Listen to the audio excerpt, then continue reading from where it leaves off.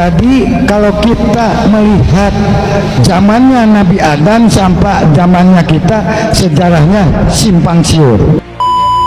Memang simpang siur menurut Anda karena Anda itu tidak paham, dan Anda itu Pak Gufron itu tidak mengetahui sejarah Nabi Adam. Anda mengatakan simpang siur akibat Anda tidak mengetahui sejarahnya. Biarpun para nabi yang ada di dunia pasti ngincat dulu Nusantara.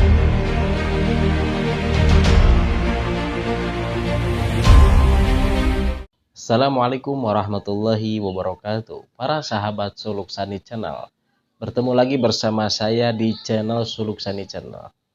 Nah para sahabat, saya sebenarnya itu sudah malas ya membahas tentang Mama Gufron, karena banyaknya yang membahas tentang Mama Gufron. Tapi sekarang video ceramah daripada Mama Gufron itu semakin menyebar luas. Dan ada salah satu video yang saya lihat, ini menurut saya menarik nih kita bahas. Yaitu salah satu videonya itu mengatakan bahwa dari ceramah Mama Gufron mengatakan, ada yang nanya apakah betul Nabi Adam itu dulunya itu di Nusantara. Ternyata di sana Mama Gufron mengatakan bahwa Nabi Adam alaihi salam yaitu dilahirkan di bumi Nusantara.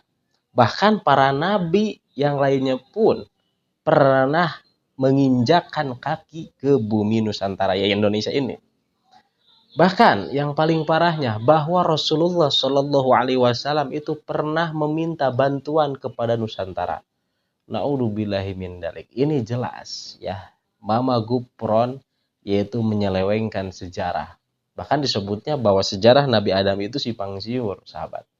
Ini sudah parah ya. Memang ini videonya itu sudah lama, tapi ini harus diluruskan. Ya harus diluruskan. Karena apa? Ketika Mama Gufron tadi ceramah, itu kan banyak jamaahnya.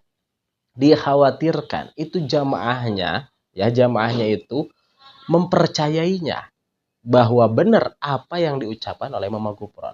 Oke, mari kita lihat bagaimana videonya. Ada yang mengatakan sejarah Nabi Adam dan Nabi Sis itu bermula di bumi Nusantara. Bismillahirrahmanirrahim.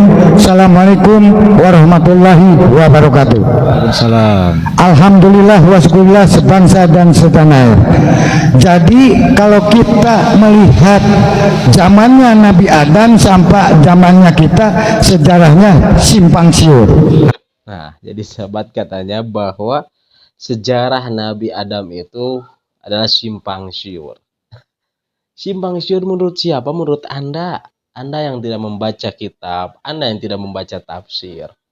Ya, maka menurut Anda yang simpang siur memang simpang siur menurut Anda karena Anda itu tidak paham. Dan Anda itu Pak Gufron itu tidak mengetahui sejarah Nabi Adam. Jadi Anda mengatakan simpang siur akibat Anda tidak mengetahui sejarahnya. Kita lanjutkan lagi. Kalau lihat sejarah syariat, Nabi Adam tuh kan bapak kita semua sedunia, betul nggak? Betul atau tidak? Nah, karena di Indonesia ini suku-suku ada di Indonesia, betul nggak? Betul nggak? Disebut Bhinneka Tunggal Ika, betul nggak? Betul. Kok jadi Bhinneka Tunggal Ika sih, ini gimana? Berarti kalau kita lihat sejarah, biarpun para nabi yang ada di dunia pasti ngincat dulu Nusantara. Ya. Biarpun para nabi yang ada di dunia itu pasti menginjakan kaki di bumi Nusantara, yaitu di Indonesia. Ini kata Pak Gufron. Perkataan ini ya, yang dikatakan oleh Pak Gufron itu tidak ada dalil satupun bahwa para nabi menginjakan kaki di bumi Nusantara. Di mana dalilnya? Di mana keterangannya? Kitabnya kitab apa?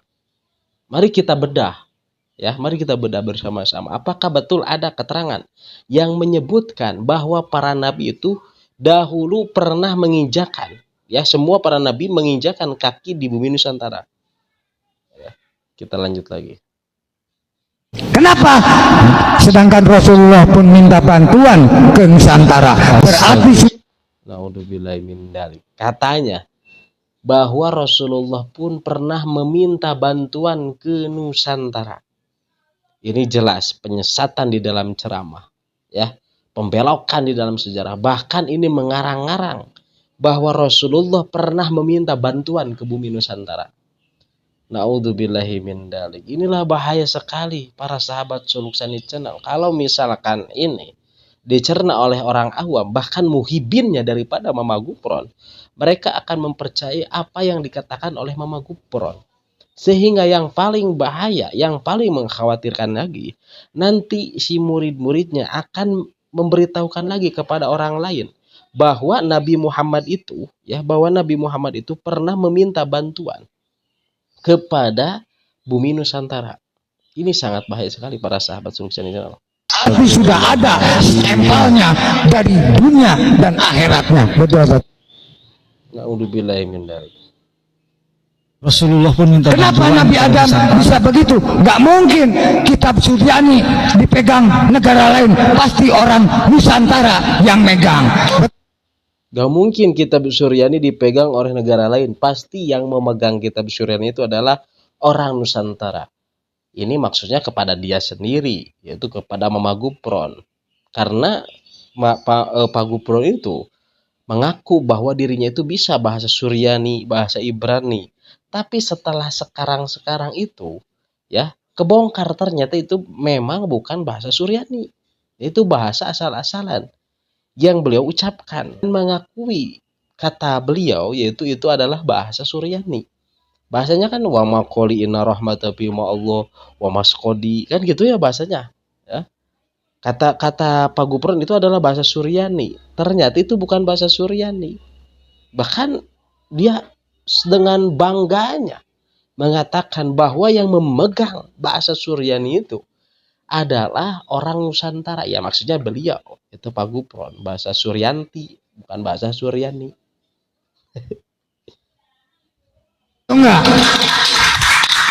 Berarti Nabi Adam lahirnya di Nusantara. Kenapa? Disitulah ada Bhinneka Tunggal Ika, yaitu budaya letaknya di Indonesia. Kok bisa begitu? Candi Borobudur lihat. Nah, gitulah para sahabat Suluk Sani Channel. Pak Gupron mengatakan bahwa Nabi Adam alaihissalam itu lahir di Indonesia. Naudzubillahi min dzalik. Saya pengen tanya kepada beliau, apakah beliau tahu di mana Nabi Adam diturunkan di surga oleh Allah Subhanahu wa taala? Apakah tahu Pak Gupron? Pasti tidak tahu. Karena Nabi Adam diturunkan yaitu di negara, sebagian keterangan menyebutkan di negara India. Ya, jadi di India. Sedangkan Siti Hawa diturunkan di Jeddah. Jadi Nabi Adam itu bukan dilahirkan yaitu di bumi Nusantara. Bahasan juga dilahirkan. Siapa yang melahirkan Nabi Adam? Padahal Nabi Adam langsung diciptakan oleh Allah Subhanahu wa taala. Ya, asalnya Nabi Adam di surga. Kata Allah Subhanahu wa taala, "Inni ja'ilun fil ardi khalifah." Bahwa kata Allah, kami akan menjadikan yaitu khalifah di muka bumi, manusia yaitu di muka bumi. Jadi Nabi Adam langsung diciptakan oleh Allah Subhanahu wa taala. Tidak dilahirkan Pak Gupron. Itu yang Anda harus ketahui. Dan yang paling parahnya Anda mengatakan, yaitu pembelokan sejarah ini sangat parah sekali nih. Sejarah Islam diacak-acak seperti ini oleh Pak Gupron. Yaitu mengatakan, kata Pak Gupron, bahwa Nabi Muhammad Shallallahu Alaihi Wasallam dahulu pernah meminta bantuan ke bumi Nusantara. Ini yang paling parah. Ya, yang paling parah. Apakah ada satu hadis atau satu keterangan yang menyebutkan bahwa Rasulullah pernah meminta bantuan ke bumi Nusantara? Kalau ada, tunjukkan. Saya tantang kepada murid-murid Pak Gupron yang jago baca kitab. Silakan, mana keterangannya bahwa Rasulullah pernah meminta bantuan ke bumi Nusantara? Ayo, tunjukkan dalilnya. Tunjukkan hadisnya. Kalau ada, tunjukkan kepada saya. Tunjukkan kepada kami.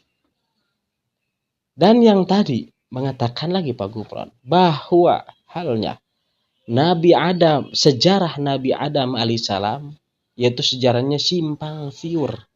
Katanya kan simpang siur. Sejarah mana yang simpang siur? Sejarah mana Nabi Adam? Udah disebutkan di dalam Al-Quran. Udah banyak para ulama ya yang menceritakan sejarah-sejarah tentang Nabi Adam. Di zaman Nabi Adam sampai Nabi Muhammad SAW. Itu sudah ada. Ya. Ini simpang siur itu menurut Anda yang tidak tahu sejarah. Murid-murid Anda selalu mengatakan, ya, selalu mengatakan kepada para habaib bahwa para habaib itu membelok-belokkan sejarah. Tapi guru Anda, Pak Gupron sendiri, yaitu lebih parah, melakukan penyesatan di dalam sejarah, mengada-ngada di dalam sejarah, bahkan yang paling parahnya yaitu sejarah Islam, sejarah Nabi Muhammad, sejarah Nabi Adam alaihissalam. Ini yang paling parah guru Anda. Sudah melakukan penyesatan di dalam sejarah. Ya. Yang dikhawatirkan, kata saya tadi, yaitu orang lain, jamaah yang mendengarkan ceramahnya tersebut, yang jamaah yang ada di video tersebut, itu mempercayai apa yang dikatakan oleh Pak Gupron. Itu yang paling bahaya. Oleh karena itu, kita harus jaga akidah kita. Jangan sampai kita memilih guru yang salah. Ya, jangan sampai kita memilih guru yang salah.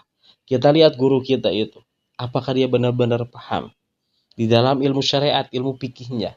Apa dia benar-benar paham di dalam ilmu tajwidnya, membaca Al-Qur'annya, di dalam sekarang ilmu tafsirnya, ilmu hadisnya, ilmu nahwu, ilmu balaghahnya? Kita lihat tuh. Ya, jangan sampai kita salah memilih guru.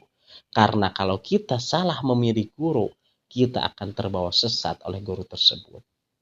Nah, sekian.